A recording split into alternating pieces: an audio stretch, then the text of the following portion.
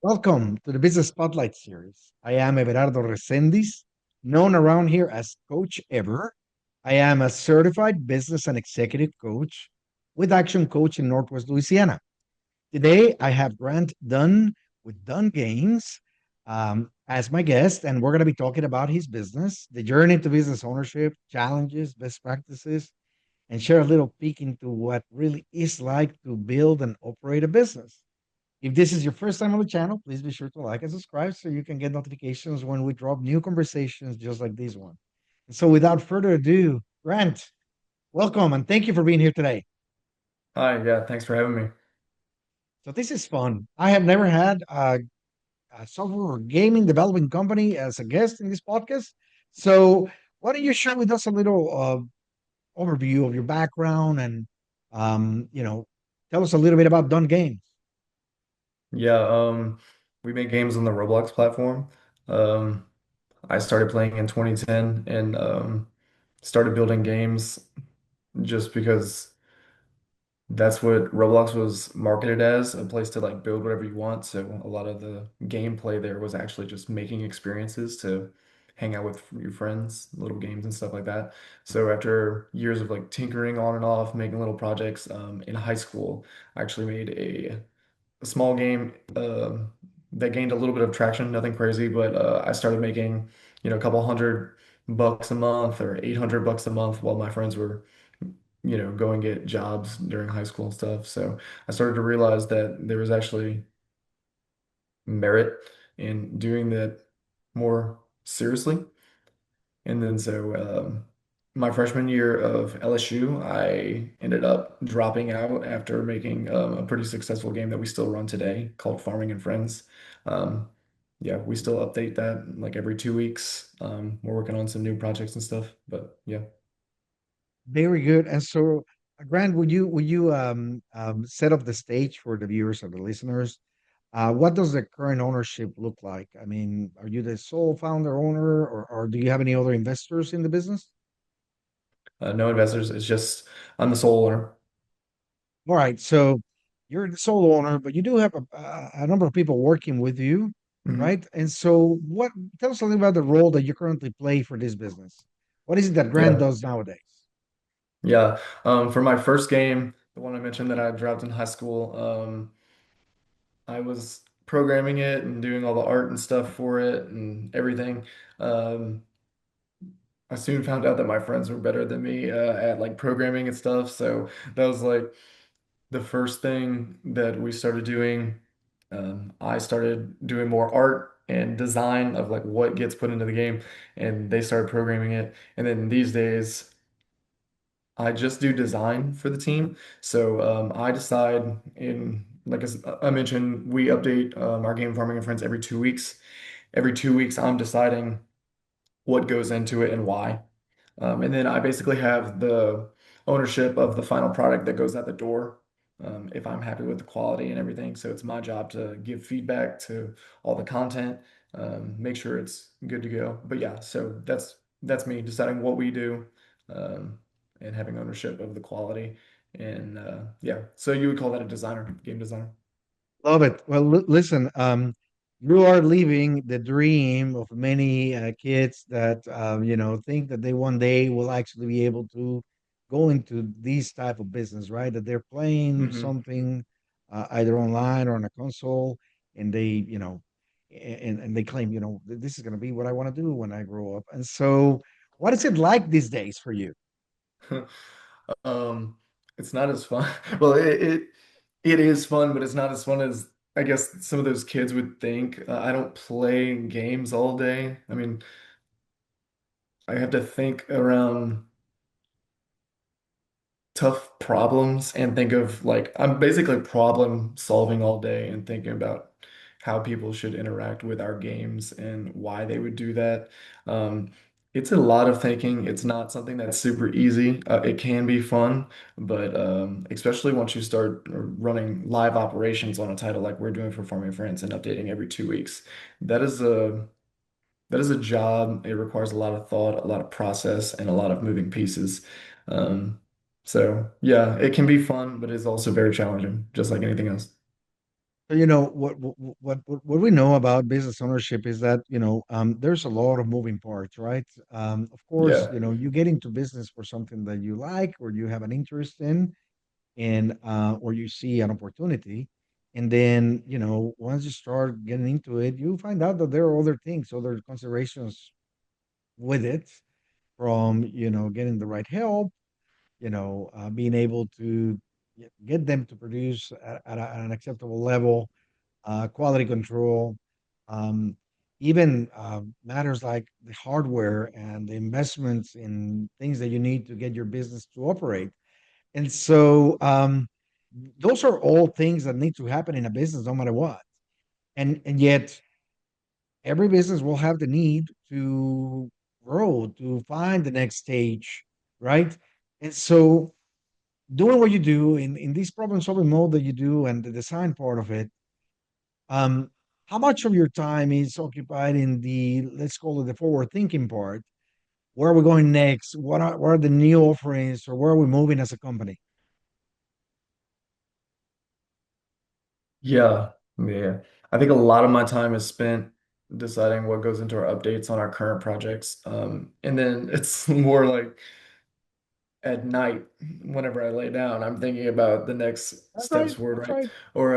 Or on the drive, I'm thinking about the different things that we could be doing. I think a lot of opportunities kind of present themselves organically, and I end up thinking about them a lot in the moment. Still, a lot of my day to day is just design and maybe sporadic conversations about other things that we could be doing. Got you. Well, let's move on to what makes your business so special, right? Mhm. So who primarily does your business serve? I mean, if I'm in the audience, how do I know that I'm a good fit for it? Yeah, I guess our audience is players who want to enjoy a game. Um, we actually have a wide variety of ages that play our game. Farming and Friends is still our current only publicly available title, and it has a wide range of players. And anybody who's into like casual, relaxing farming games, I think would be into it. Now, if I, please correct me if I'm wrong, but I realize that Roblox is a platform in itself. It's a Mhm. game, and it's a platform in itself that provides a lot of options. So there's a lot of people competing for the attention in this marketplace, right? And so, what makes your games unique? Why do people choose your game?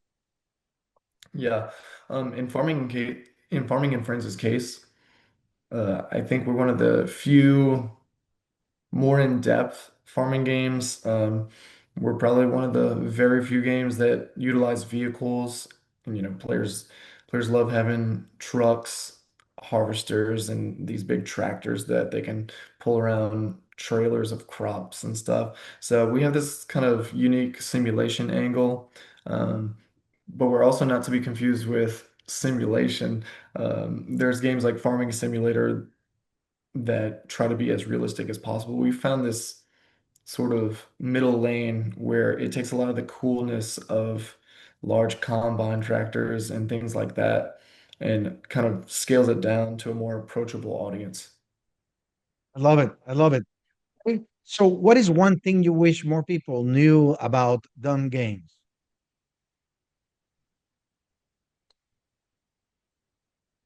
I don't think I have a good answer for that one.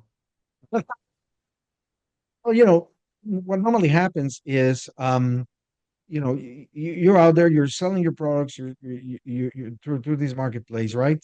And you hope that people that have a certain interest will find it, right? Hmm. Um, but you do offer something that is unique and special, right? And so how do you get that message out there? I guess my question goes into the marketing side, right? Hmm. What is marketing for you these days when it comes to in that marketplace? Yeah, Roblox products have a luxury. We don't market. We The only time we spend dollars on marketing is like a new product would be launched or something. We want to get it out there initially. But once Roblox picks up on your product and knows that it's a real thing, they'll push it out there if it has merit. So there's lots of s- analytics that we look at, and Roblox is also looking at to see is your game fun? Do people play it together?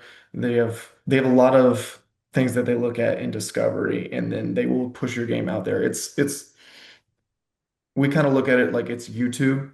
Um, Yes, you often now you don't search for specific YouTube videos. YouTube recommends things that you enjoy to try and keep you on the platform. Roblox is doing a similar thing where they look at fun games that have lots of co-play, which just means you're playing intentionally with friends. And they push those games out there. So if your game has merit on Roblox, it's going to find users. You really do not have to spend any marketing dollars. Some people will pay for maybe a YouTuber to play it or something like that, but it's really not super useful. It's probably not the best use of your money because people will find it anyway on Roblox and then create right. videos around it. I love it. Okay, very good. And so, what it boils down to at the end is, you're depending on the organic, the algorithm itself Mhm. to find the type of customer that will be looking or will be enjoy your type of game. So I love that. Organic is always a good way of growing a business. It just takes a little bit longer, right? The Mhm. word of mouth, they actually getting your friends to know about these particular item and play with you. And so, you mentioned on your journey, and I want to go back to that journey of yours, right? That it was truly something that you enjoy doing, and you saw an opportunity as a business, and you choose that route, right? But as you look at this journey so far, what has been the most memorable roadblock or hurdle that you were challenged with and you were forced to overcome? Yeah. Um, we got to this point while developing Farming and Friends. I mean, this is years after its release. We're maintaining it and updating it, where we realized how vital consistency was and how much more money would make and how much more consistent that revenue would be whenever we would update frequently. Um, and so we had to start changing the way we worked because we weren't in a position to reliably update on time. Lots of lots of issues in our process, and that came down to I can't remember exactly, but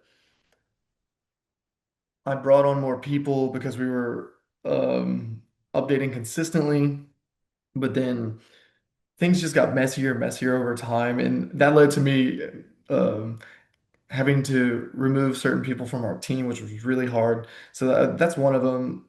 Like learning how to let go of someone was super hard for me, but I'm glad I did. Um, and then also that led to me realizing how bad our processes were and how expectations weren't set. Because, like you said, I did enjoy doing this, and the first people that came onto our team were friends.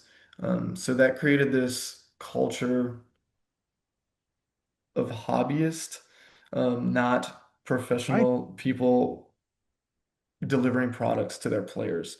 And so that was a big moment where, we weren't hitting our consistency, and revenue started to, I guess I'll use the word tank here. And so I had to really think about what it is that we do at Dunn Games, and how we do it. And so that led to me creating a whole culture document of how we work, how we expected to communicate. And that started to change everything. Um, yeah, it's a lot of that moment was about setting expectations, and setting the tone for what That's happens right. at Dunn Games. And so that gives you a lot of power too, because beforehand, whenever you want to maybe let go of somebody because you feel like maybe they're not pulling their weight or they're just not a good fit, it's hard to communicate that. It's hard to give a reason besides, I don't want you here anymore. Whenever you have that culture document, you can point to some very actionable things and say, hey, you're not living up to this. I put this out. We all agreed to it. You're no longer a good fit. It makes it a lot easier to make hard decisions like that. And it makes it incredibly easy to bring someone on. with those expectations set. That's right. It sets it's like a sifter. It tells you whether or not somebody is meant to be with you. So that is Exactly. very And if good. they're not living up to it, you can just get rid of them instantly and no hard feelings. Right, but it's the understanding from the get-go. So I love that you actually came to that. Was it by accident? Did somebody point you out? I think like a lot of probably Roblox developers, we kind of like stumbled into success and didn't have process and all that stuff. And so yeah, like over time, we grew our team because we were still making money. And then whenever that was no longer happening, yeah, it kind of fell into this spot where I realized that I didn't know what I was doing. Wow. It is a hard lesson. And I will assume also a Yeah. costly one. Yeah, but I'm really glad it happened. Yeah, I'm ecstatic. All right. All right. Well, let's fast forward a little bit and look at what comes next, Mhm. right? So where do you see your business going in the next 3 to 5 years? Yeah, we have one live product right now. We're kind of in the release stages of a second product, and kind of building on the culture and our processes and stuff. We've gotten quite good at making things happen. Um, so we're actually lately starting to branch out into other opportunities with other studios. We're doing work for other studios. So I see a lot of things like that happening. While we might not release a bunch of products, we will continue to release our own organic products, but we'll also be helping other studios and we'll be a part of many live products. You're leaning into that ecosystem and providing something in addition to what you have been doing. And Yeah. so, what has been your approach to goal setting? Like, do you set any goals? Do you set them on a time frame? How often do you do it? Um, on a smaller goals, we set essentially every 2 weeks for farming and friends, right? Every design doc that I create starts with an idea of what's the goal, what's the metric we want to move, or what's the purpose of this update. So we're setting lots of small goals often. There's some bigger ones that come out in conversation. Maybe we write on the whiteboard or we present it. We want 3 live products before the end of this year. Um, and that's one of the bigger ones. They kind of come up randomly whenever I just think of something. I'm pretty optimistic about my goals, but I think that's a great thing. Even if we don't hit it, we probably achieved a lot, made a lot of progress towards it.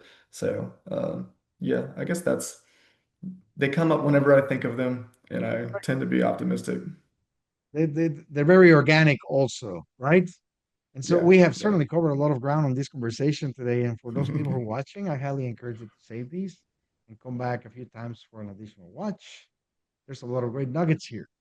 And so let's start wrapping up, Grant.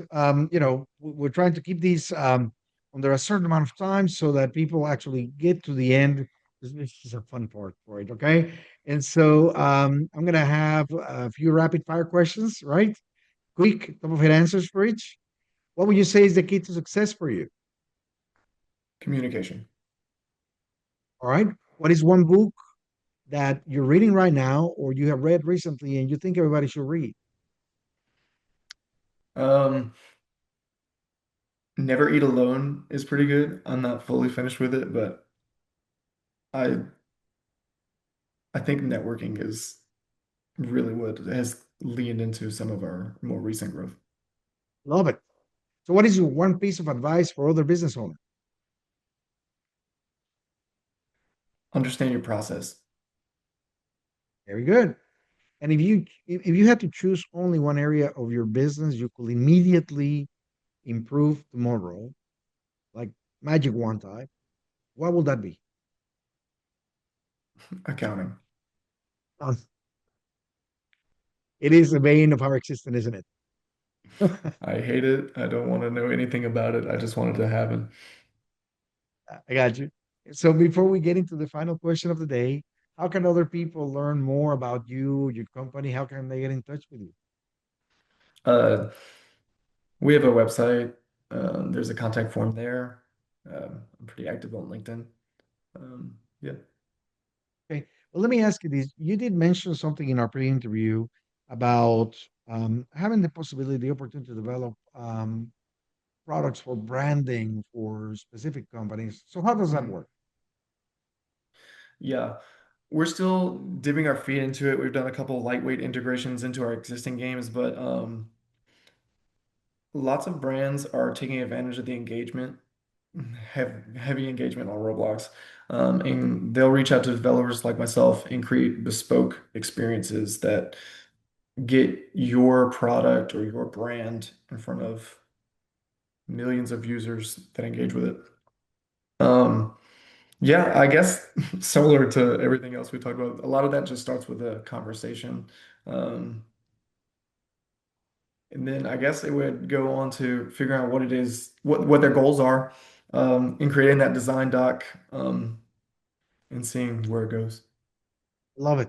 Well, let's make sure that we put it out there so that people can actually go and start having these conversations, right? So the last question I have for you, Grant, is, what do you find is most inspiring for you these days? Collaboration, I think. As many Roblox developers, I've worked remote for a really long time. I'm happy to say that's no longer the case. We've actually gotten a little office out here where I live. We have a couple people working in office, and our new mission is to hire locally, and we don't want to be hiring any more remote employees. We want to create a great workplace with lots of collaboration. I love it. I love it. Very good. I love the idea of collaboration. It certainly makes a difference when you're in the right environment with the right people. So, Yeah, absolutely. thank you. Thank you so much for joining us today and sharing all these with us. Thank you to the audience for watching and sharing. You never know who you might inspire by getting them to watch this interview. So make sure you pass it along. All right. And until I see you again, make it a great day. Thank you.